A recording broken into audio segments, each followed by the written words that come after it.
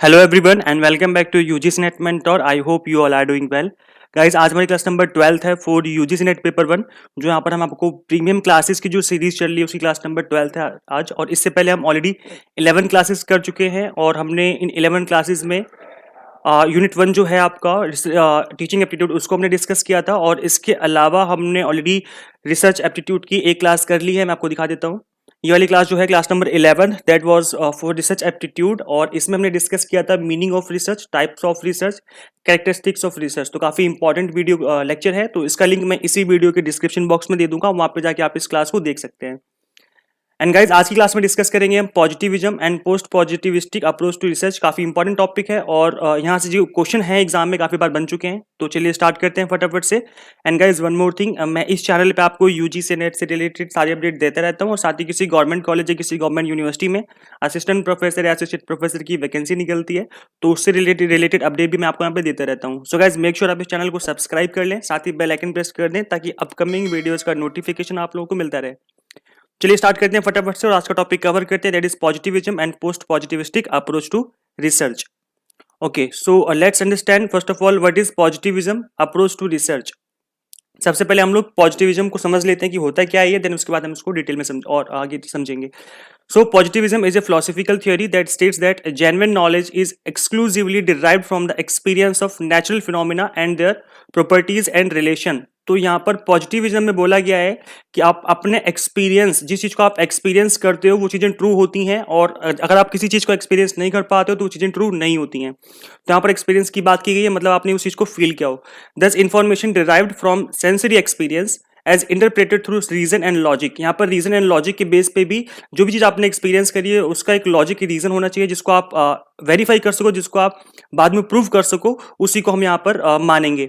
Forms the exclusive source of all certain knowledge. यहाँ पर जितनी भी टाइप की नॉलेज निकलती हैं, जितनी भी थ्योरी बनती हैं, जो भी आपके यहाँ पर अप्रोचेस होती हैं रिसर्च करने की, सारी की सारी किसके ऊपर बेस्ड होती हैं? एक्सपीरियंस के ऊपर, जिसको आप एक्सपीरियंस कर सकते हो through your sensory organs. And उसके बाद आप उसका रीजन एंड लॉजिक बता सको, देन उसके बाद उसके ऊपर हम बिलीव कर लेंगे कि हाँ चीजें एग्जिस्ट करती हैं।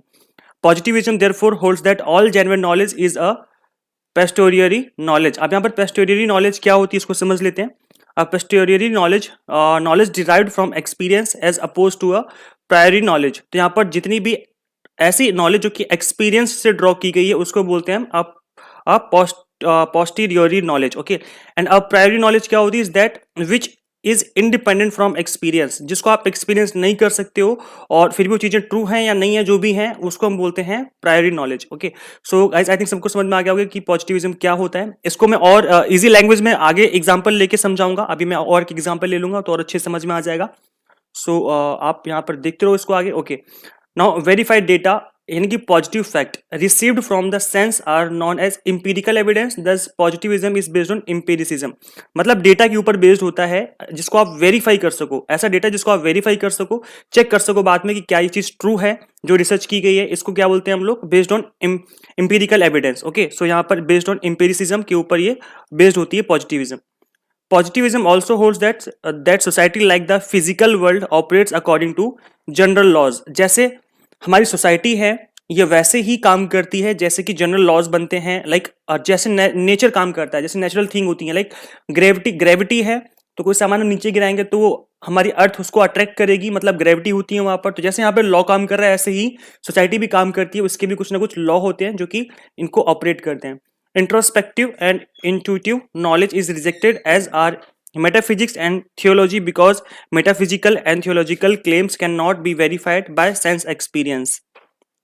सो यहाँ पे जो इंट्यूटिव नॉलेज होती है, मतलब ऐसी नॉलेज जो कि आपके अंदर समाई हुई, जिस पे आप बिलीव करते हो, वो रिजेक्टेड होती है। मतलब उसको ये लोग नहीं मानते हैं इस अप्रोच के under. As are metaphysics and theology because metaphysical and theological claims can not be verified by sense experience. तो यहाँ पर सपोज करो जिसको आप फील नहीं कर सकते, लाइक आपका बिलीफ है, आप अगर मानते हो कि गॉड है, गॉड एग्जिस्ट करता है, तो आप इसे मानते हो, ये सिर्फ आपका बिलीव है, इसको वेरीफाई नहीं कर सकते डेटा के थ्रू, आपके पास डेटा अवेलेबल नहीं है ना।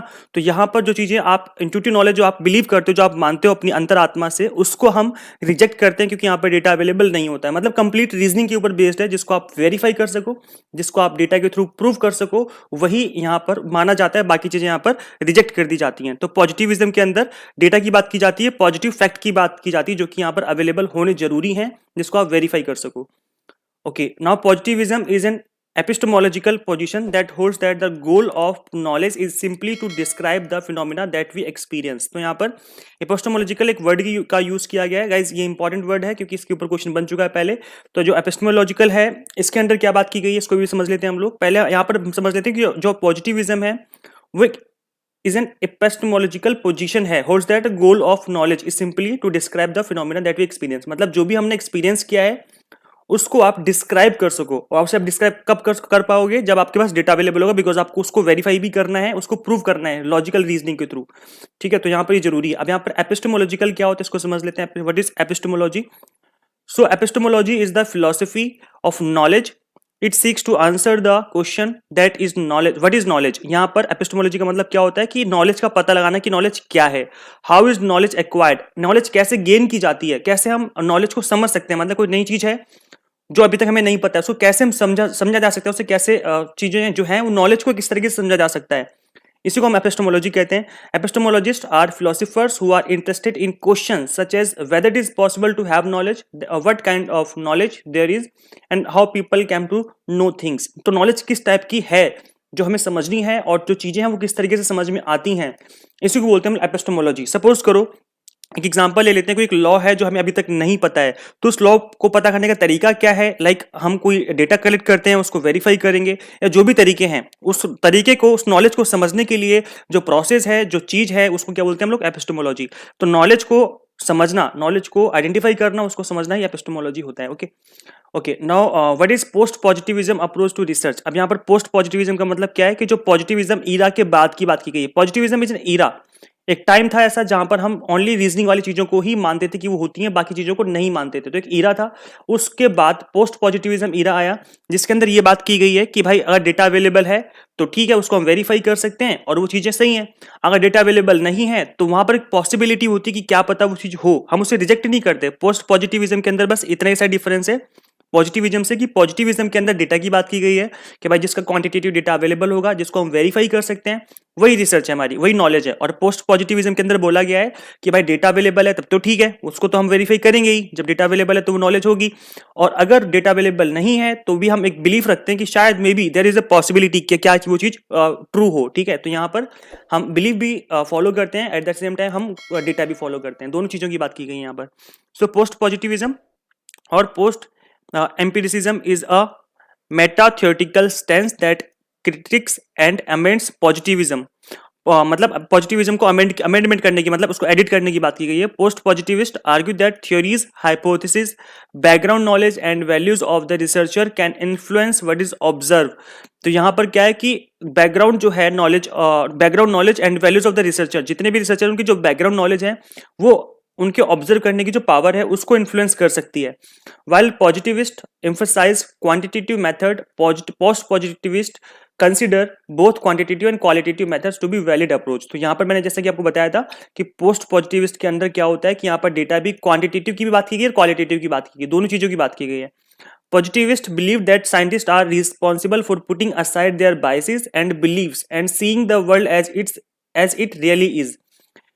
पॉजिटिविज्म के अंदर क्या बोला गया था, जो पहली अप्रोच होती है उसके अंदर बोला गया था कि जितने भी साइंटिस्ट होते हैं वो लोग अपनी बायसनेस को, मतलब जितनी भी उन्हें पहले नॉलेज है, लाइक उनको बचपन से समझाया गया कि गॉड है, तो उनको बचपन से चीजें पता है, तो वो चीजें बायस्ड हो सकती हैं, क्या पता वो बोल दे कि हाँ गॉड है, बट वो क्या करते हैं अपनी बायसनेस को साइड में रखते हैं, जितना उन्हें पता है उसको साइड में रखते हैं। उसके बाद मतलब जितने उनके बिलीव्स हैं उनको साइड में रखते हैं और उसको वर्ल्ड को वैसे ही देखते हैं जैसे वो एग्जिस्ट करता है। सपोज करो अगर पृथ्वी पे कोई सामान गिर रहा है तो वो कहेंगे ग्रेविटी की वजह से गिर रहा है, ना कि गॉड की वजह से, क्योंकि गॉड को वेरीफाई नहीं कर सकते ना, डेटा अवेलेबल नहीं है। ठीक है, तो जितने भी बिलीव्स हैं उनको हम नहीं कर सकते वेरीफाई। तो यहाँ पॉजिटिविस्ट के अंदर बोला गया है कि यहाँ पर हम जिन चीजों को वेरीफाई नहीं कर सकते वो अप्रोच नहीं है, वो मतलब वो आपका ट्रू नॉलेज नहीं है, और बाकी वर्ल्ड को आपको वैसे ही देखना है जैसे वो काम कर रहा है। ठीक है, मतलब जहां पर डेटा अवेलेबल है। Post positivist reject the idea that any individual can see the world perfectly as it really is. Post positivist के अंदर जो है इस आइडिया को रिजेक्ट कर दिया गया है कि कोई भी ऐसा इंडिविजुअल नहीं है जो कि इस वर्ल्ड को इस तरीके से देख सके जैसा कि रियल में परफेक्टली ये वर्ल्ड है, क्योंकि यहाँ पर कुछ चीजें ऐसी भी हैं जो कि गॉड मतलब सारी चीजें गॉड के थ्रू चल रन कर रही हैं, ठीक है। तो यहाँ पर हम चीजों को उस तरीके से नहीं देख सकते, मतलब परफेक्टली नहीं देखा जा सकता है वर्ल्ड को, और यहाँ पर बिलीफ भी है जो हमें यहाँ पर समझना होगा और उसके थ्रू भी नॉलेज हमें ड्रॉ करनी होती है, ठीक है। तो यहाँ पर इस तरीके से हम इसको समझ सकते हैं। तो गाइज अगर मैं बिल्कुल ही कंक्लूजन में लेके आऊँ, बिल्कुल इन शॉर्ट बात करूं, तो जो पॉजिटिविज्म है वहां पर डेटा की बेस पे जो है वो रिसर्च की जाती है, कंप्लीटली बिलीफ्स को जो साइड में रखा जाता है। और यहाँ पर पोस्ट पॉजिटिविज्म के अंदर हम डेटा के साथ, डेटा है तो अच्छी बात है, उसको तो बिलीव करते ही हम, मतलब उसको वेरीफाई कर सकते हैं, और डेटा नहीं है तो सिंपल आप जो आपके बिलीव्स हैं उसके अकॉर्डिंग भी हम कह सकते हैं कि देयर इज ए पॉसिबिलिटी कि गॉड हो, ठीक है। और कोई एग्जांपल ले सकते हैं, लाइक एलियन है तो हम कह सकते हैं कि भाई एलियन हो सकते हैं, there is a possibility.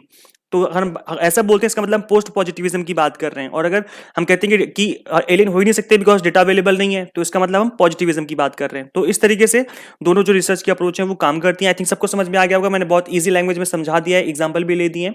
So guys I think आप सबको समझ में आ गया होगा। और प्लीज कमेंट करके बताना कि आपको वीडियो लेक्चर्स कैसे लगते हैं, ताकि मुझे फर्दर मोटिवेशन मिले आप लोगों के लिए वीडियो लेक्चर्स बनाने में। आपके कमेंट से मुझे मोटिवेशन मिलती है गाइज। एंड गाइज ज्यादा से ज्यादा इस वीडियो को शेयर किया करो, जितनी भी आपके यूजीसी नेट स्टूडेंट्स हैं, जो भी आपके स्टूडेंट्स बोल रहा हूँ, मतलब जितने भी आपके फ्रेंड्स हैं, जितने भी यूजीसी नेट एस्पिरेंट्स हैं, उन सभी के साथ आपको इस वीडियो को ज्यादा से ज्यादा शेयर करना है ताकि सभी की हेल्प हो सके।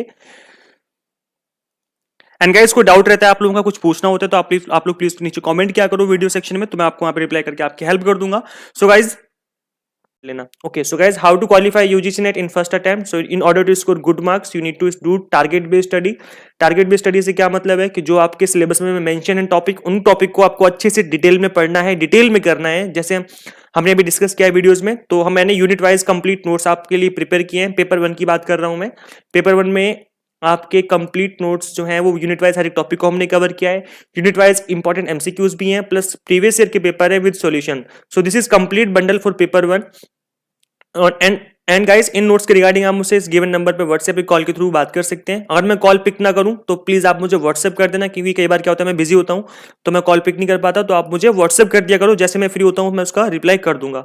और गाइज वन मोर थिंग, अगर आपको इस बार जून वाले अटेम्प्ट में निकालना है नेट या जेआरएफ, तो गाइज मेरी क्लासे अटेंड कर लो और मेरे नोट्स ले लो, इन दोनों का कॉम्बिनेशन बना लो। और गाइज मैं गारंटी दे रहा हूं, 100% गारंटी है कि आपका जो नेट या जेआरएफ जिस भी चीज को आप एम कर रहे हो वो 100% क्वालिफाई हो जाएगा। सिर्फ क्लासेस से कुछ नहीं होने वाला, सिर्फ नोट से कुछ नहीं होने वाला। अगर आप दोनों को मर्ज कर दोगे तो डेफिनेटली आप इस एग्जाम में अच्छा स्कोर कर पाओगे पेपर 1 में, क्योंकि यहां पर हम आपकी वीडियो लेक्चर में आपके कंसेप्ट क्लियर कर देंगे और नोट्स के थ्रू आपकी कंप्लीट स्टडी हो जाएगी, ठीक है। तो इस तरीके से आप अपना जो एग्जाम है वो फर्स्ट अटेम्प्ट में क्वालिफाई कर सकते हैं। दिस इज माय स्ट्रेटेजी, जो कि आप लोगों के लिए है, अगर आप चाहें तो इस चीज को अपना सकते हैं।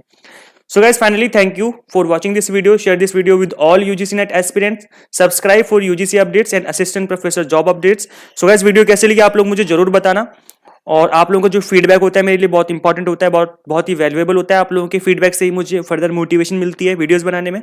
सो गाइस आज की वीडियो में इतना ही, मिलते हैं नेक्स्ट वीडियो में। Till then keep watching UGC NET mentor. Thank you so much.